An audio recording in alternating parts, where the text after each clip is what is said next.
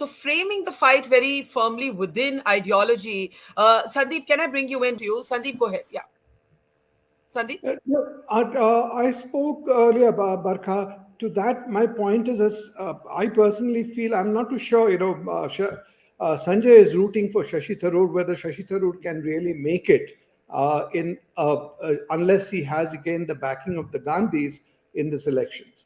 Shashi Tharoor may be somebody who is suave, who is urban, and all of us may like him. People like Sanjay especially, but I'm not too sure how far he'll cut through. As you're seeing, his own home state, they are unwilling to support him at the moment. So Shashi Tharoor could be a profile you can look at for the future. I don't think Shashi Tharoor comes in now. Digvijaya Singh can come in by virtue of the fact that he has the support of the High Command. But Digvijaya Singh, as we know, Barkha, is not also uniformly liked everywhere. Say in his home state, I don't know what is his current equation with Kamal Nath over there. And equally, while he is a likable personality, maybe socio-politically, if I were to use that term, but I'm not too sure how far politically he is trusted by his colleagues. So all that is going to be in transition. And if Digvijay Singh gets the ticket without anybody coming in, fair enough. I mean, Sanjay is still talking about the possibility of a third contestant, indicating that the family may not be fully comfortable with either of these candidates. Varun, I'm coming to you in a second. Shruti, if you want to just jump in there. Sorry, Sandeep. Yeah. Don't forget Pawan Bansal collecting 2 forms and saying that, these are for our people. If we need I don't want to cut into too much. I just wanted to quickly make a point to both Sandeep's point, but also more generally, that this kind of chaos argument that you're seeing in the Congress is actually much more representative of India. It's much more argumentative. It's much more noisy society politically than the kind of cadre-based obedience, silence, and discipline that you see with the BJP, which of course people in India admire too. I'm not saying that that's not for admiration. I actually find this much more representative of India's political culture. That's one thing. And second thing, I don't, it doesn't matter really to me in the sense that which of these 2 people come in, but with Shashi Tharoor fronting a campaign even for leadership means that the media narrative will change, because he has he seems to be the only Congress person at the moment who seems to be liked by the Indian media. So I think that is something to play for. And I think that will something that will work in the Congress's. That's a really perceptive comment, I think. There is a problem with the Indian media that it really has a very dismissive attitude towards the Congress. Can I respond to that by adding a point? I won't get into a media discussion right now because we're all on short time, but your point is taken. No, you're right. You are right. I'm agreeing with you. I'm saying you are right that Shashi Tharoor's entry into this contest has intrigued the media and certainly got a kind of response that others may not have. I will go so far as to say that Shashi Tharoor remains among the few congressmen I think has a certain kind of following and grudging admiration even among BJP voters. I have noticed this in his formulations on colonialism, especially when he speaks outside India. So I think I'm endorsing what you're saying. Sanjay, I want to come to you in a second, and also to Avinash. Varun, do you want to jump in while we still have a line to you? Varun, go ahead. Yeah. I don't know what exactly the problem is, but I don't want to get into that. I don't know why especially when I'm on your show, Barkha, and never mind. Just make your point while we have happens. Yeah. My point is basically, I feel finally the Congress has got the right candidate in Digvijay.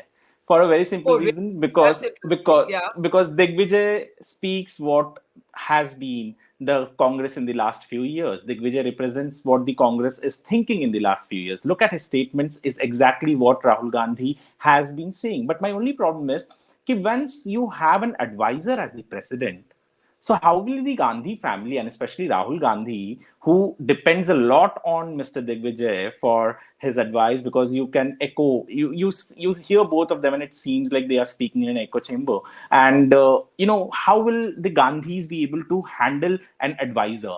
And they would never want to have a Shashi Tharoor, because the same way Gehlot, Tharoor had also written a letter. So I'm sure Digvijay is the right candidate right now. And Gehlot, as I had earlier said, why would anyone want to leave a CM post and be a proxy president? And not only that, one thing is very clear: not all those who chamkofy on the media have a good ground base when it comes to the entire nation. So Tharoor may be good with everything, but he doesn't have a support that can be called as a nation-based support. And Yeah. still, Congress is good, at least in Madhya I mean, Pradesh right now. I'm still intrigued by Sanjay's suggestion that there could yet be a third contestant, which Yeah, isn't even I over think so. yet. There could be a third contestant. I was just gonna say that there could be a third contestant or fourth contestant, as Pawan Malsa has taken two forms. One might be rejected, one might be accepted. But it is very clear that the Gandhis are calling the shots right now. It is very clear it would be And someone that whom they should take want to us to decide. the big picture. That should take us to the big picture, because Shruti has argued that the age of the Indira sort of era of the Congress is ending with what we've seen happen here. I just want to briefly draw our attention back to Rajasthan, because the authority of the Gandhis and also the churn within the Congress, a lot will depend.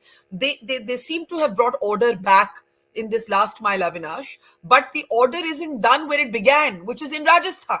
What are you picking up from the pilot camp, Avinash? Nothing. There is a silence. There was just one statement by one of his MLAs who said yesterday that, one of Gehlot's aide, who's not even an MLA, made a charge against Pilot saying he's a traitor. So to that, one MLA from Pilot camp has responded back. And the sense that we get here is that I think they've all been asked to keep quiet, because they've been very vocal in all these 3.5 years.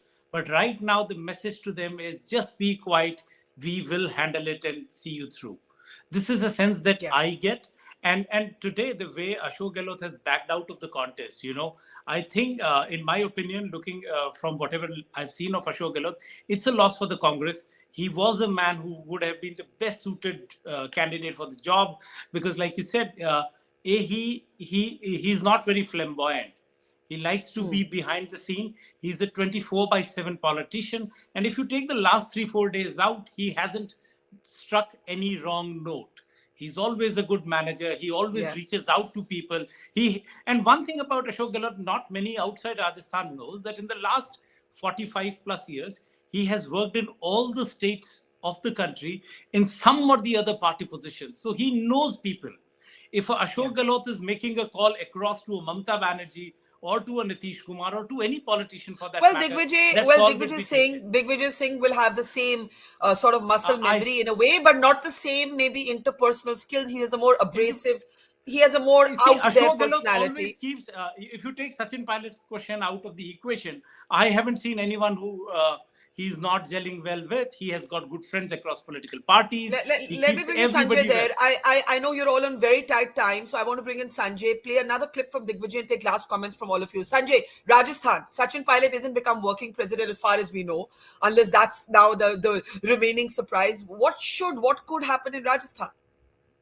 Well, definitely. I mean, I agree with Mr. Kala that Mr. Gehlot is a veteran and has a great CV, but it is irrelevant. In politics, you got to live in the moment. And at this point of time, as it stands today, Mr. Gehlot has embarrassed himself and the party, and the consequences he's going to face will probably hurt him for a long time to come. I'm predicting on your show, he won't be the chief minister of Rajasthan when the Congress goes to the polls. You can watch and see how the politics plays out. But this more critical point is this, that I do think that the Gandhis are not very comfortable, even if Digvijay Singh is appearing to be some kind of a compromise candidate at the last minute.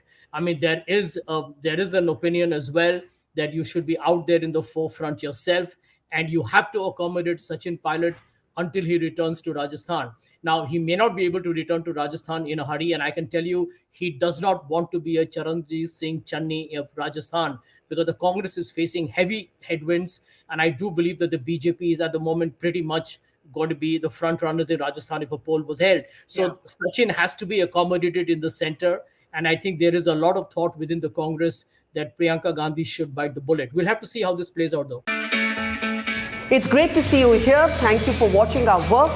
If you haven't subscribed yet, don't forget to click the bell icon and subscribe to Mojo Story and support independent, robust journalism.